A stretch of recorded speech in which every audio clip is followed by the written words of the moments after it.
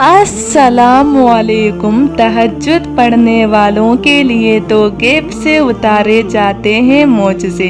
रात की तारीकियों में जब कोई शिद्दत से अल्लाह को पुकारता है ना, तो उसके जानिब मुतवज्जा होते हैं सारे अर्श वाले।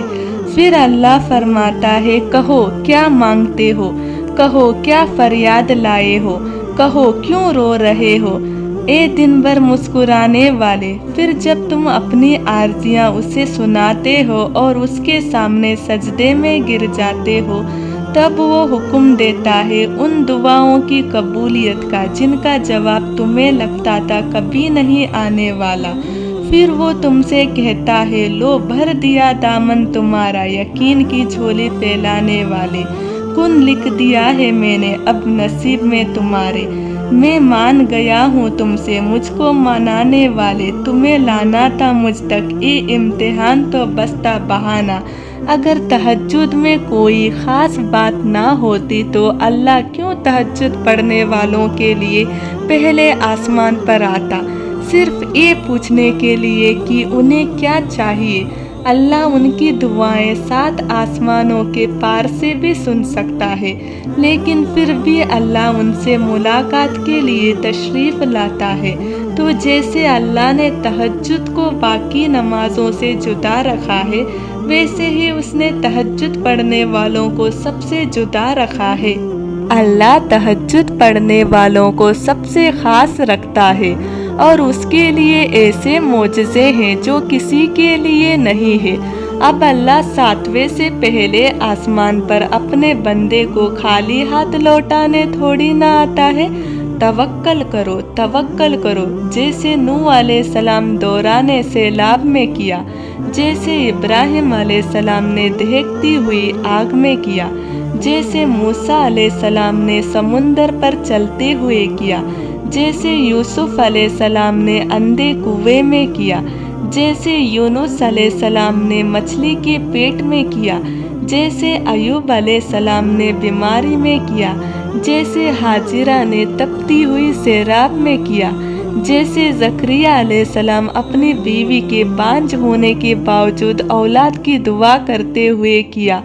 बस यकीन रखो, बस यकीन रखो, अंधा यकीन रखो। फिर देखो कैसे मुकद्दर बदलता है, कैसे आजमाइश के पहाड़ रेजा रेजा होते हैं, कैसे मोजज़ों के दरवाजे खुलते हैं। यूं मायूस बैठे रहने से क्या होगा, मोजज़े तो अल्लाह के रूबरू खड़े होने से होगा।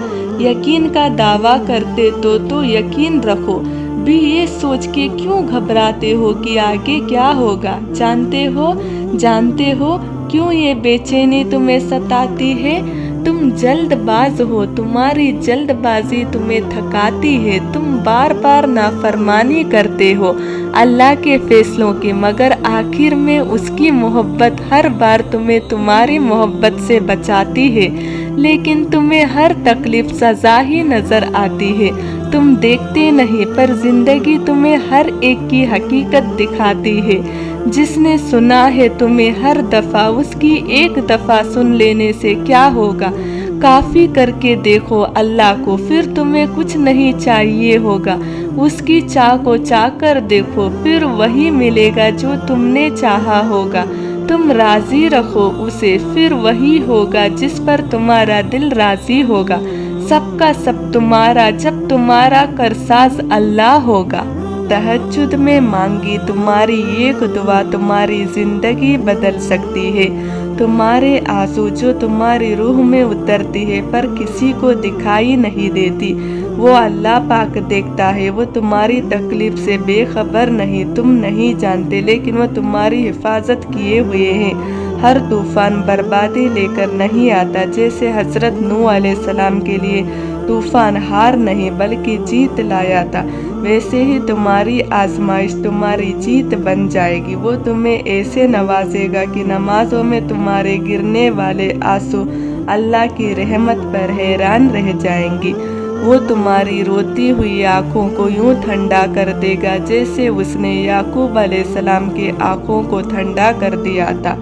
वो तुम तक हर खोई हुई चीज़ यूं वापस लाएगा जैसे वो अंधे कुएं से یوسف علیہ السلام کو نکال کر یعقوب علیہ السلام تک لے آیا تھا۔ کیا ہو سکتا ہے کیا نہیں یہ سب سوچنا تمہارا کام نہیں، تمہارا کام بس دعا کرنا ہے، پھر دیکھنا وہ ایسے معجزے لائے گا کہ تم حیران رہ جاؤ گے۔ کبھی شک نہ کرو، کبھی شک نہ کرو کہ اللہ تعالیٰ کیا کر سکتا ہے۔ رب العالمین پلکیں جھپکنے سے پہلے چیزوں کو بدل سکتا ہے، اس لیے پریشان نہ ہو۔ وہ آنسوؤں کو خوشیوں میں بدل سکتا ہے، وہ اچانک بند دروازوں کو کھول بھی سکتا ہے جو آپ نے کبھی سوچا بھی نہیں تھا کہ کھلے گا۔ آپ کو کام تو صرف اللہ پر بھروسہ کرنا ہے اور صبر کرنا ہے۔